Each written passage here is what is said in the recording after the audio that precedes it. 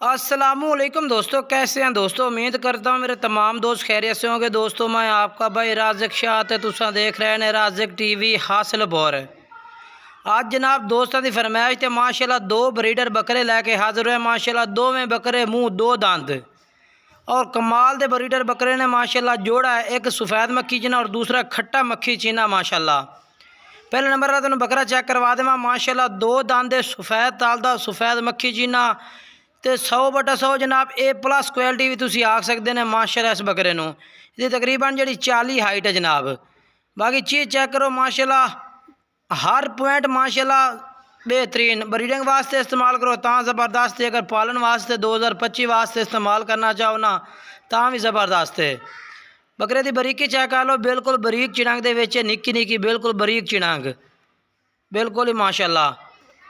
Breeding वास्ते इस्तेमाल कर सो इंशाल्लाह। ये जो जनाब ब्रीडिंग हो सी ना जमते बच्चे भी माशाल्लाह 50-50 हज़ार रुपए के हो सन। बाकी नकोड़ा फेस चेक कर सकते हैं बेहतरीन हर पॉइंट माशाल्लाह A+ क्वालिटी। रेट भी दसने बैन जनाब जोड़े का रेट एक खरीदो तो भी मिल जासी, अगर दो कट्ठे खरीदो तो भी मिल जासन।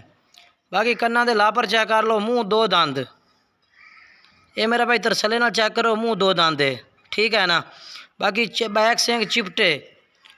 बाकी जोड़े का रेट है जोड़ा ना वो भी तुम दसने। अगर कोई भाई जोड़ा कट्ठा खरीदना चाहे ना तो जनाब 1,30,30,000 जनाब पुट्ठा लग से एक बकरे का। बाकी दूसरा नंबर वाला बकरा चेक कर लो, ये भी माशाल्लाह सफ़ेद ताले खट्टा मक्खी चीना माशाल्लाह कमाल का बकरा जनाब। बकरे की खड़ाई लंबाई हर पॉइंट माशाल्लाह A+ तुम आ सकते हो। ये भी मुँह दो दंद है पिया माशाल्लाह। दोवें जनाब दो दो दंद ने पे। हाइट 40-40 दोवें बकरियां की हाइट है जनाब माशाल्लाह। और कमाल दे बकरे ने माशाल्लाह जी कमाल दे। ये मेरा भाई माशाल्लाह तरसले ना चेक करो, एक एक करके तो मैं चेक करवा रही हाँ। ये जनाब माशाल्लाह इसकी बरीकी चेक कर लो, बिल्कुल बरीक और चमकदार पशम दे विच माशाल्लाह बिल्कुल ही बरीक। ये चेक कर सकते हो तुसी माशाल्लाह माशाल्लाह जी।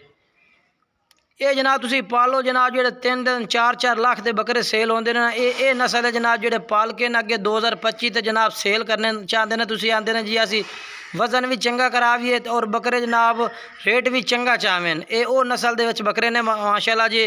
जेडे बकरे जनाब 200-200 किलो वजन करते हैं ये नस्ल के बकरे ने जी माशाल्लाह। चीज़ा चेक कर लो माशाल्लाह कमाल दियाँ चीज़ा ने भैया। ये वेखो मेरा भाई मुँह दो दंद माशाल्लाह माशाल्लाह जी। दो दंद बकरा है, नकौड़ा बंद मत्थे दे विच। ये भी तुसी ब्रीडिंग वास्ते इस्तेमाल कर सकते हैं, अगर घर रखने वास्ते भी। और रेट 1,30,30,000 नंबर स्क्रीन पर WhatsApp चल रहे हैं जी।